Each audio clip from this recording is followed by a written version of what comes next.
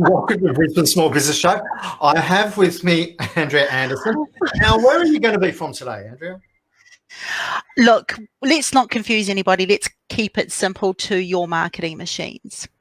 Your marketing machine. So Andrea does marketing. She's involved in a number of different networks and you call them something else, groups where she gets a whole lot of marketing experts on your behalf. What do you call that again? The agency alternative. That one. And she's involved in some collaborations as well. Definitely. It's what you have to do for survival today. Look, there's lots of different things happening, and there's lots of different things happening, not only with government stuff, but we've actually been given a great opportunities wrapped in crap is what one of my friends would refer to it as. Gifts wrapped in crap. Well, it's still a gift, isn't it? Look, and I just want to have a general discussion and so Sure. that other people can just try and start thinking about things differently, right? Yeah. We can sit here and start kicking our feet and going, this is crap and I didn't want to be here and all that, but that's not going to change anything, hey? Correct. So alternatively, we can sit here and go, if I'm not as completely occupied with clients right now, and many people are just as occupied with clients, but some aren't, then using the time effectively is really what I want to challenge people to do. I'm with you. Yeah. So we were talking the other day and we came up with 3 phases of this. Yeah. They all started with F. F seems to be a real common 4-letter word at the moment that I'm hearing, especially food. So, Yep. And friends. And friends, family. See, there's lots of F words. So, and they're all socially acceptable. And look, today Absolutely. we're going to talk about 3. I believe that there's 3 phases in this, and I believe it does all move around how we react to things. We'll either freeze, we'll fight, or we'll take flight.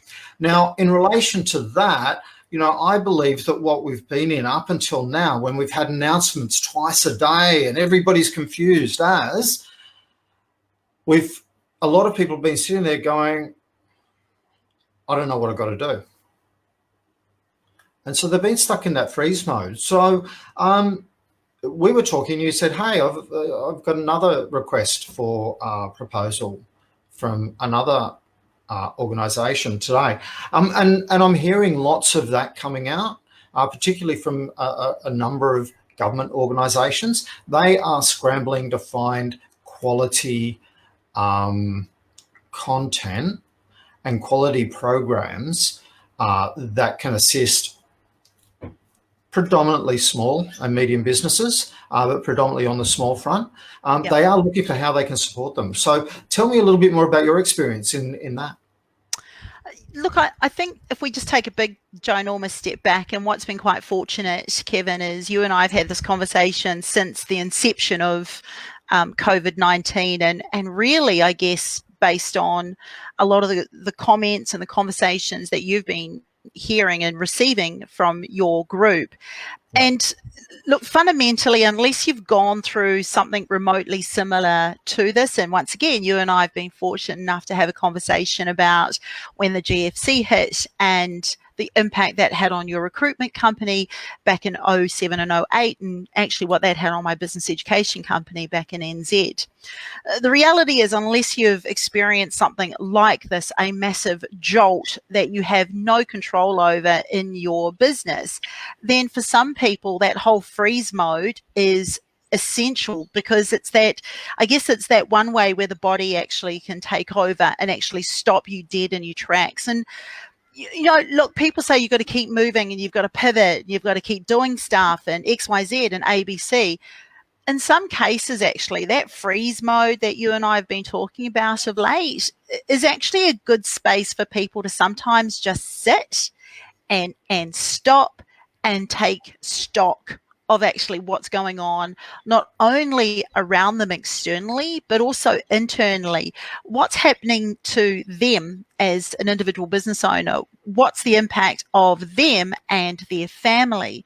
You know, for many of us, we're in a situation where our home has essentially become our work environment as well. So there's a lot of constant change going on at the moment.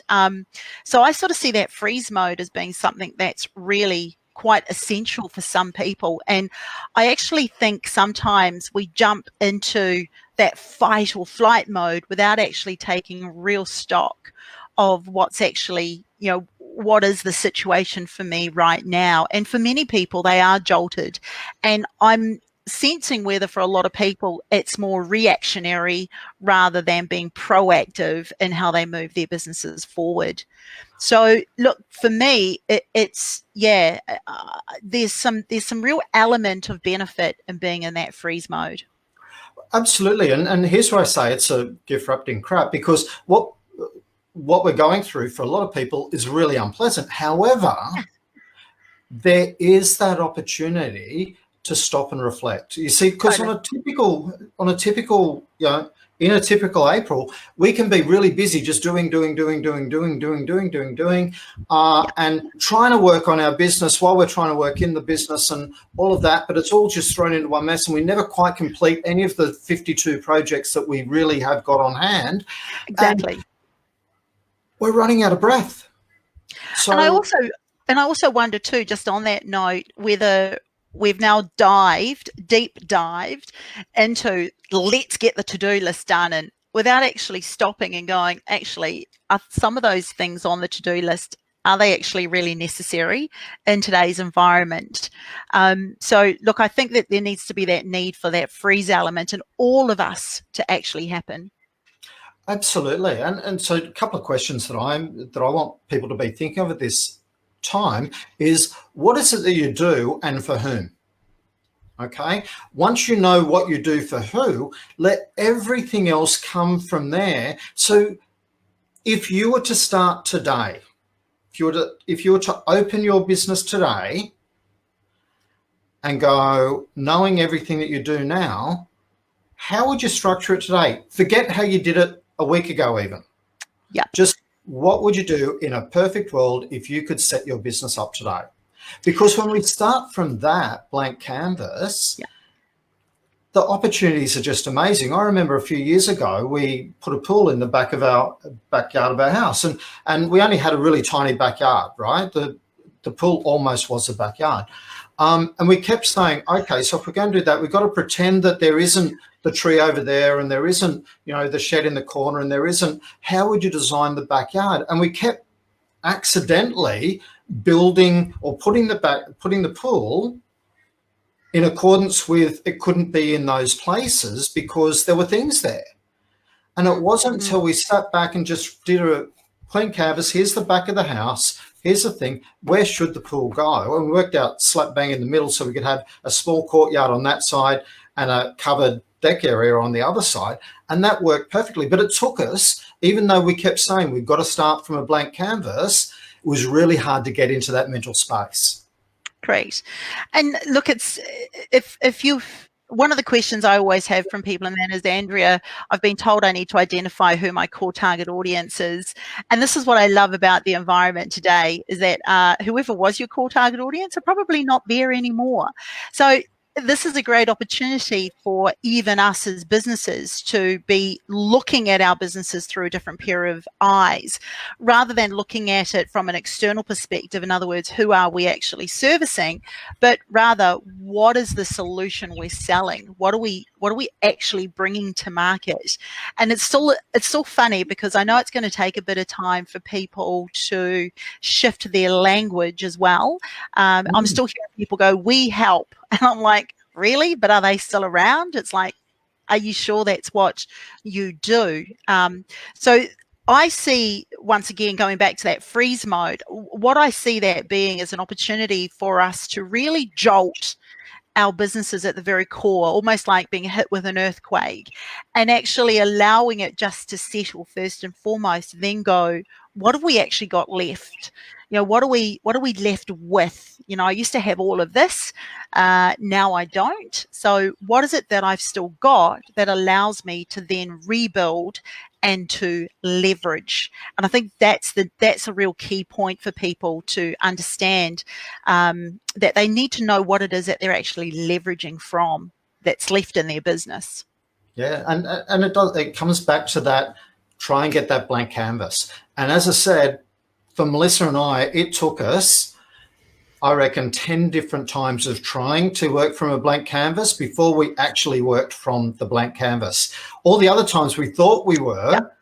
And then it wasn't until the other person would challenge you and you go, oh, yeah, that's right. And then, Forgot about that. Oh, I forgot about that. And then and it worked. And eventually it worked. And I'm going to encourage people that you challenge yourself to, at a regular time each week, just stop and go, what is it that I do and for who? And if I was to start tomorrow, what do I need in place? Yeah. And I bet you over the next 3 weeks, you will probably change that answer more than once. Well, it's like that. There was a post that I put through to your group, and that was, where I'd asked people. Our group. Yeah, Andrea? our group. Yes, our group. Where I asked the question. So, what is it you're actually selling, rather than not who are you helping, but what are you actually trying to sell here? What's your business? And we had such a phenomenal response to that, Kevin. It was amazing, actually.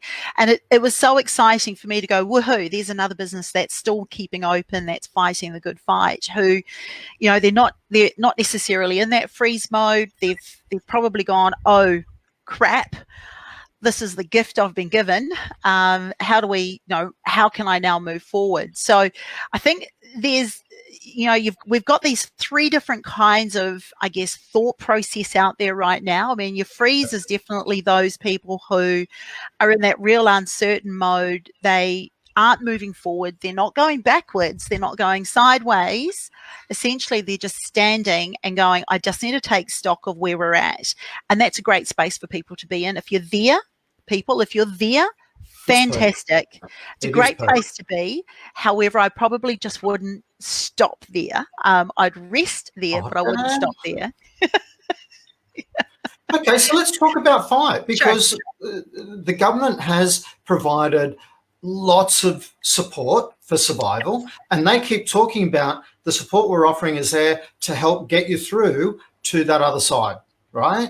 And that's really what the government support is there. It's to help get you through so that there is another side. Because if they don't support businesses, we're looking at, already the states are talking about 10 to 15% unemployment. We're talking about it could get as high as 10 if the government just let and didn't put that safety net in for small business owners. It could get in the 20s and 30% range very, very fast. And so that's why these support mechanisms are there. It's important that we understand those and that we use that as the safety net it's designed for, that we don't try and game the system, because if you try and game the system, if you get caught, the penalties on the other side are going to be massive. So please, that's my message of the day. Please don't try and game the system. Ask for all the help you possibly can. Absolutely do that and use that support. So when we're looking for the other side and we're going to have a bit of a fight, what are the things that we should be doing? Yeah, look, that's a great question there, Kevin. It's also a great space for people who are in, because what they've done is they've probably gone through the freeze mode. They've looked at their businesses. They may have even looked at their, I guess, some of those stimulus packages and whether they're eligible for those, and if so, for how much and for how long. Right, that's always the $1 million question, because this isn't an evergreen tree that's just going to keep producing. At some point, it's going to come to an end. What's really great, and you and I have also had conversations with a lot of businesses inside the group, where they've gone, you know what, I know what I've got left to sell. I know what I can do. I know how much I'm eligible to, or potentially eligible for, but you know what, it's not going to be enough. It's enough to get me from being off the poverty line, but I need to keep the doors open. I need to keep moving. So that's the really exciting group, because they're the ones that are like, I'm open to now working out, how do I make my assets that I've got left, what I said I could leverage off, how can I now make those work for me? And that's really exciting, because these are the people who are they're in the creative mode in regards to, I need to keep the doors open. I want to be creative in doing that. My competitors are also have got, large digital footprints like I do. So what can I now do that's low cost, possibly no cost? And that's the group that we're actually finding ourselves having a lot of conversations with inside Your Marketing Machines and the agency alternative. And that is, people are going, look, we've got X amount of money that we can now invest into a something, but we pretty much need it to get us to the next stage. So those have been really exciting conversations, and that fight mode, that's what I call the fight mode, because these are the people who go, okay, I'm ready to go to battle. I just don't know exactly what weapons I need to use to take with me. And these are the people who are like, is there anyone out there who can give me a hand or point me in the right direction or give me some guidance? And that's the exciting group, because they're the ones that have realized if they don't do it for themselves, they're literally going to be left on the proverbial rubbish pile. So the key here with that group is to guide them in the right direction, and have them understand that the way that they used to run their businesses to some degree needs to dramatically shift and change. And that group is open to that, which is exciting. Absolutely. And I would say in fight, look at the audience that you served before may still be around after. Here's where we've got a subtle difference here, and it's okay for us to be different. Totally. But they might be in different places. Okay, they may be in different places. They may be looking for slightly different, for better solutions. And Absolutely. here is one thing that I think is going to be a definite about the other side. People are going to be looking for stuff that is more effective and more efficient than it was before. And those that have taken the time to find that effective, efficient solution, they're going to be the ones that are, land grabbing and taking space off their competitors because they found a better way of doing things. That's what's going to come out of it. Look, there's some really interesting things that have happened, and the best way I consider, or the best analogy I can use for the situation we're in right now is, it's like an earthquake, right? It's amazing how much stuff gets shifted and changed in an earthquake, and how much stuff gets moved and suddenly stuff disappears. What's been really fascinating in the business environment of today is that the beauty about COVID is that it doesn't discriminate from a business perspective. It hits everybody in some shape or form. However, what it does take out in a business format are those that are not properly equipped, those that don't have the strong processes or infrastructure in play. It also will take out those that have never really built their businesses on developing relationships, right? If it's been a land grab previously, they're the ones that are probably going to really struggle to survive the next 6 months of this as we're hopping along in a business environment. So what's going to happen for people who are in this fight mode, and that is, they're going to be looking at their businesses very strategically. They're not looking at it just for today. However, they're also looking at what we can do today to sustain tomorrow and to sustain next week. And that's the biggest one for me. It's not just about today. If I can share an example, I've got a pest control client who's been around for 40 years. It's crazy. 40 years of the Western area. Can I mention their name? Sure. Okay. It's as long McKenna. as they're happy with that. Yes, it's McKenna Pest Control, and it was really interesting because when I was talking with them actually last week, one of the things they've asked us to do is to analyse down their database, and we've been working on their rather large database for the last 3 weeks, and finally came back to them and said, this is what we can tell you about your current database. And it was a database that had 3,500 residentials on it and businesses. And it was fascinating when we sat down and actually could show her in an image format just where all her clients were spread throughout Brisbane. As soon as we showed her that, suddenly she got quite excited and said, how come I don't have any over there in New Farm? And how can we get to Ascot and New Farm, and how can we become a presence over there, or Hamilton? Or she goes, I see I've really taken over this area really well, but how do we get to support these people? And that's the exciting part when you're in that fight mode, because you start to look at your business through that different lens. Absolutely, absolutely. So when we talk about flight, and Yes. for many people, this is, the more people I talk to in government circles and those that have contacts with politicians, the more I'm hearing September, October before things will be at a new normal. If that's the case, we don't have to rush through our preparation phase. Right? If you're going to take this opportunity to redesign your business, you don't have to do it in 2 minutes. You shouldn't take forever and assume, because, hey, all of a sudden an announcement could come up, hey, we're going to lift the restrictions, but it's not going to be, they're going to do it in stages the same way we went down. Okay. So with that, you've got some level of time. Great. At very worst, you're not driving to and from the office. Use that time at least to be working on your business. So when we get into flight, so what should we be doing to be ready for flight? Yeah, fantastic. Flight mode is where you see the opportunities.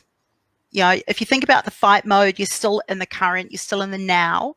The freeze mode is deer in the headlights, not going anywhere, just need to take stock. What have I actually got left after the earthquakes hit? Fight mode is, okay, I've done the stock take. I know what I've got left in my business. I know that I've still got some money in the bank, a little bit of money in the bank. I know I'm ready to do something. I just don't know what. Flight mode is, okay, where are the opportunities in the future? And these are a smaller group of people, and more than likely those that are in the flight mode are people who've experienced something catastrophic like this before in their businesses. So they know what's going to happen. They've been through it. They survived with barely their shirt on, but they can see it coming. They're the kind of people who go, right, this is where I'm currently positioned right now. I know that it's going to take at least 6 to 9 months. So we're probably looking Christmas, right? When we really start to see the big impacts take play, when they start to remove the restrictions. Yep. So knowing that, and knowing what I know about what's happened in the past, how can I prepare my business to take advantage of what's coming up in the future? Now, one of the big areas for, which is really fascinating, and I've been having a few conversations with people about this, and you and I also have had this conversation, and that is, well, we know that at the moment with what the government's doing, and I have to commend the government for what they're doing, by the way, and I'm going to do that publicly. I think, boy, this is, you know, after what ScoMo's been through, I've got to give credit where credit's due. Yes, could he do things better? Yes, he probably could. But based with what he's got right now, I think he's doing a pretty damn good job. What's really fascinating is, if you look at what's going to turn the economy around, what I see, and this is just a bit of a prediction from my perspective, if you are in producing or manufacturing, or you're in farming, or you actually make stuff yourself, this is going to be a perfect storm for you, because the economy is going to need us to create stuff. There's going to be a period where we're not going to be relying on imports. So for those of you in importing, just be aware, because we're going to be looking more at buying Australia made for Australians. We're going to be looking at actually supporting what's internal inside Australia to help boost that economy faster and a lot more efficiently than actually sending our hard-earned dollars offshore. So for those that are in a flight mode, they're seeing this sort of thing already, and they're going, how can we start to position a part of our business so that when that does hit, we're in there? So, yes. And I also said, for people who haven't been through anything like this before. Yeah. Because how often does a fantastic solution come from somebody with the most innocent question? Huge. And so if you've been through something like this before, fantastic. Take the lessons you learnt last time and be thinking from that perspective, and try and look at things from different points of view. But if you haven't, just look for how things could be different. I guess that's a question I've got. So, don't be concerned about whether you have or haven't been through it. A lot of people are talking about you need advice from here or here or here or here. But hey, if you go, but why aren't people doing blah? And you do the research and you do the study and you work out that blah is an unserviced market, go for it. Right? Absolutely. There is no reason not to. Look, and it's always, creativity always comes from adversity, right? When your back's up against the proverbial wall, you always need to find a way to get out of it. And what I find, this is what I love about business so much, is that it takes a strong kind of, either strong or crazy kind of person to actually go into embarking in their own business. But it takes an even stronger person to be able to stand by it. And although people say to me, but Andrea, you've got so many different business entities that you run. Why do you do that? Why don't you just focus in on one? The reason why I never focused in on just one industry or one business was because there's every chance that business could have been gone today, right? I'm a big fan in having multiple incomes and looking at creating opportunities for multiple incomes to occur.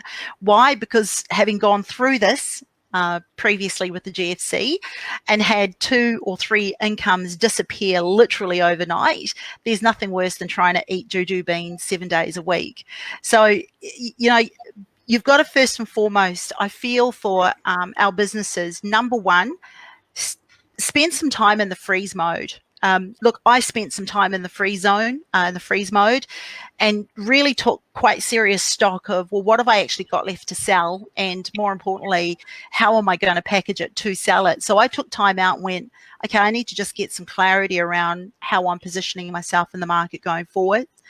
I then went into fight mode and went, okay, I now know what I've got. And okay, what am I now going to do with it? And have out of it created a couple of other opportunities. And now I'm in flight mode going, right, I know what I've got. I know how to position myself. I know where I need to be today to be a successful business in 6 to 9 months and to be positioned for when those real big opportunities hit. So I've gone through those 3 phases. And sometimes, look, I go back to that freeze mode. when it all gets too much, I go, I'm going back to freeze mode and just taking stock. Well, freeze mode doesn't have to be, days and weeks long. It could literally be half an hour that you allow yourself just to be still and think. Very early on with this, I went, hey, who does Brisbane Small Business need to be to serve the members of Brisbane Small Business? And we started doing our 3 educations a day. It wasn't like we spent weeks analysing, was this needed? But the number of people that have said, Kevin, I'm so glad you're standing up and you're doing that, because, they don't watch every one, but there's education there for them to catch up on, and they can see the quality of conversations that are coming out of it. So, it's a really important point that it doesn't have to be a long term, but you do need to look at how can this be beneficial to the audience that you're looking to serve. But I think you just said the magic word there, though, Kevin, and that is you stopped, took stock and said, who do we need to be, right? And once you identified what Brisbane Small Business needs to be, it became quite simple for you to then go, right, well, gosh, we need to be an educator, we need to be an implementer, we need to be a connector, a networker, we need to be able to do A, B, C, D. Why? Not because you went, we serve small businesses. No, it's because we need to be. This is what we need to be. And that's the number one thing I'm going to encourage people to take away from our conversation today, and that is identify what you need to be. Identify what you are as a solution provider. You know, what is it that you want to be? Because this is the beautiful thing about the environment we're in today, and that is everything's been reset back to zero. So everybody is on the same playing field. What's different is the assets, or what we consider to be our leverageable assets, that we're bringing to the market. Some of you out there may not have the cash flow, you may not have the business acumen, but you've got fabulous technical skills that can now become profitable to you.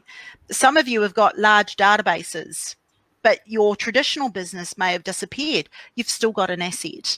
And that's really where I encourage people in that freeze mode to go, what do I need to be, and what have I got? What have I got right now to keep going?